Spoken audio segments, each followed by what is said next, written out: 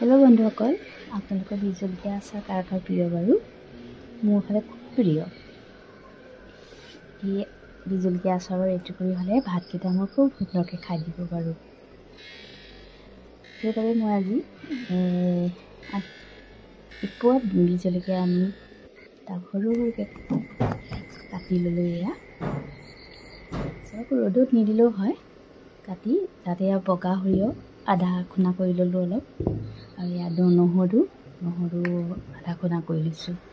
পুৰা গুড়ি কৰিব নালাগে তাৰপিছত তেলত এয়া নহৰু তেলটো উতলি গৰম হোৱাৰ পিছত তাত নহৰু সৰিয়হ নিমখ দি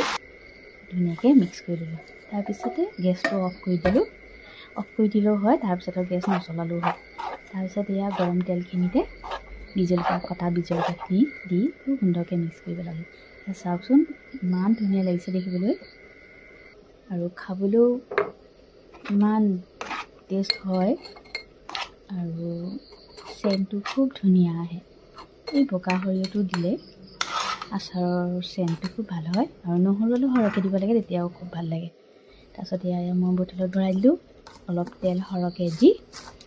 2 এদিন ৰ'দত দি ভৰাই থ'ম দেখিবলৈ ভাল